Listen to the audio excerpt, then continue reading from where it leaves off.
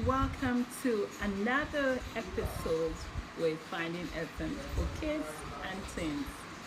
My name is Tandiana Kester, a school leader, a certified educator, partnering with you to help your children live the best life that God will have them have and become all God will have them be. So today we'll be talking about something to follow up the first episode. The first episode we talked about goal setting, what goals are, and how to help your children set goals as a parent. I gave you also a new acronym for the SMART goal, which is S for small, M for meaningful, remember? A for action, R for results, and T for time. Today we'll be talking about something to follow that up, and it is called self-leadership. If your children would have to set goals and achieve those goals, you will need them to develop a form of self-leadership. Now, you can set goals before you start teaching them self-leadership. You can also teach them self-leadership before you teach them how to set goals. Whichever one, no one is later, no one is too early. Okay? So let's dive right into the topic for today.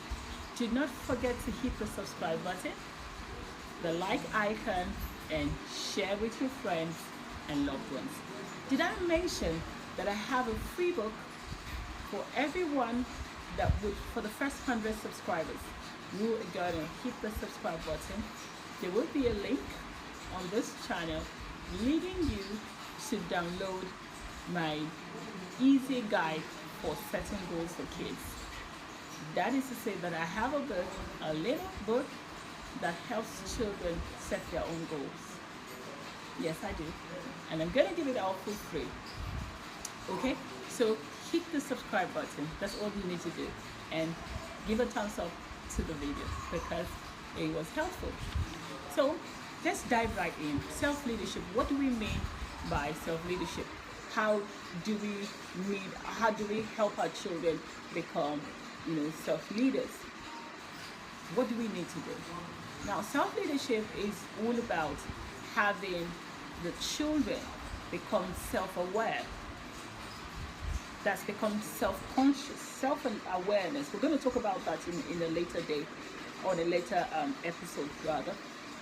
But self-leadership helps your child see themselves in the way they ought to see themselves. That is to say, it propels self-awareness. Who am I? What am I here for? Why am I here? Why was I born into this family? What is my purpose? Why do I need to look this way? Why do I look this way? Why am I a girl? Why am I a boy? You didn't know that children ask those questions? Yes, they do. They do. So it is our responsibility to begin to teach these things to them before they ask these questions to the wrong people. Okay? Are you aware that the LGBTQ community is growing larger by the day, and they are beginning to indoctrinate children from as low as the playgroup?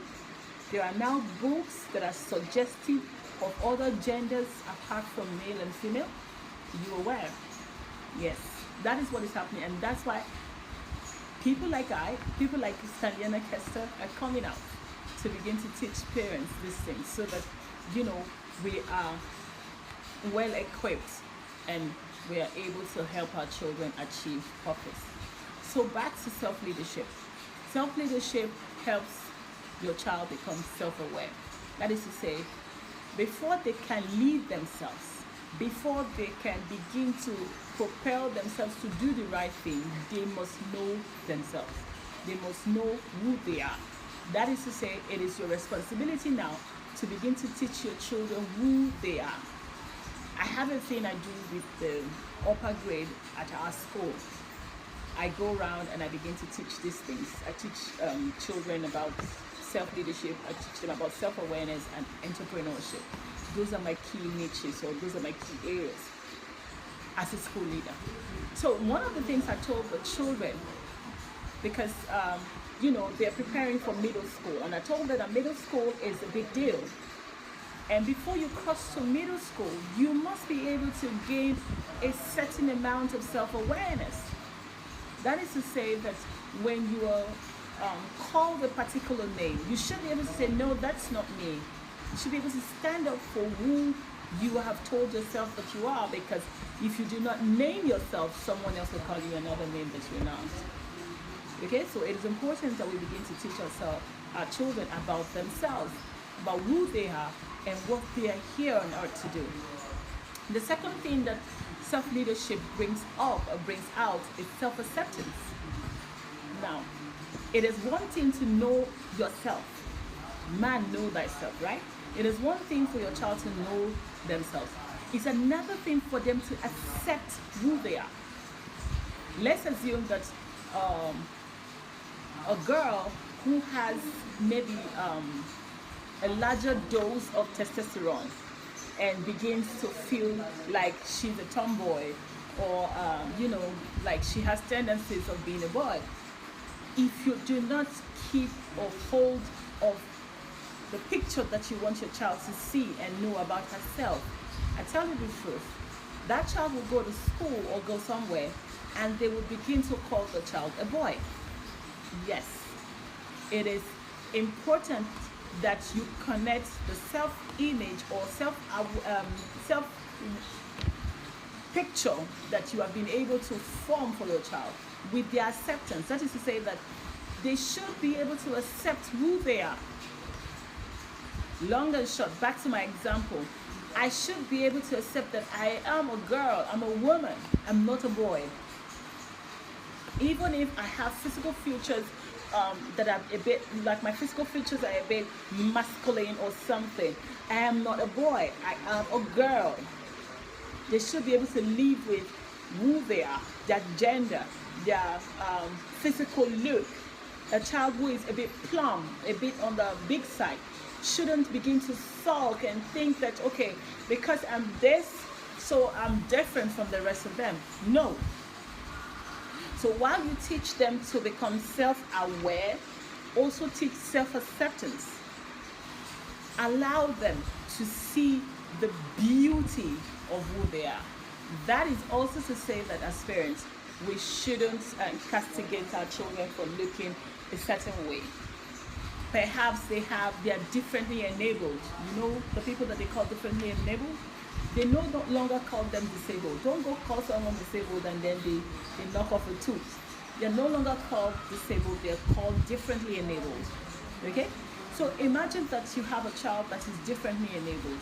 How do you help that child see themselves? How do you help them accept who they are? You have to create the right image, okay? And tell them that they are good enough just the way they are.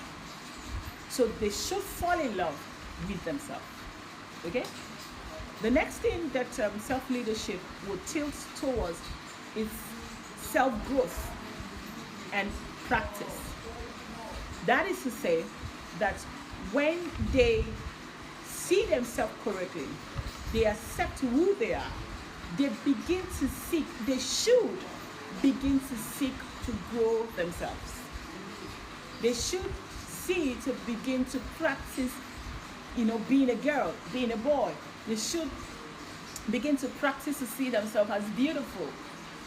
Like most times I tell my daughter that she was beautiful. Do you know you're so beautiful?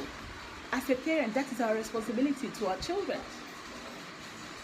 So they should be able to grow and practice those images or those pictures that we have shown them. It's part of our responsibility. Okay? Then the next thing that self-leadership will tilt towards is self-discipline. I'm pointing out the angles about self-leadership. Before we go on to talk about the entire bulk of self-leadership, these are the areas it connects to. Okay, self-discipline towards achieving their goals and objectives. Remember, I said this is a continuation of the first video, or this is a support for the first video.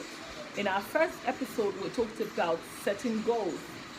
And this is self-leadership. And part of self-leadership was saying that you should teach them self-discipline towards achieving their goals and objectives. Children do not know by themselves. Children do not know by themselves. They come as tabula rasas. They are, how do I put it now? They are filled up. They are, when you write on a board or when you write on a plane sheet, children are like the plane sheet that everyone that comes in contact with them writes upon, deliberately or indeliberately. So it is important that we begin to teach them how to stick to their goal. If their goal is maybe like a lower elementary class pupil or a class child is setting a goal for brushing twice a day, brush my teeth twice a day. Yes, as simple as that. It could be a goal for a child. See to it that they stay true to the goal, that they follow the goal peri passu, that they are on it. They are self-disciplined enough to continue and to follow the goal. I'll continue this teaching in the next episode. I hope you subscribe, then you stay put and watch the next video.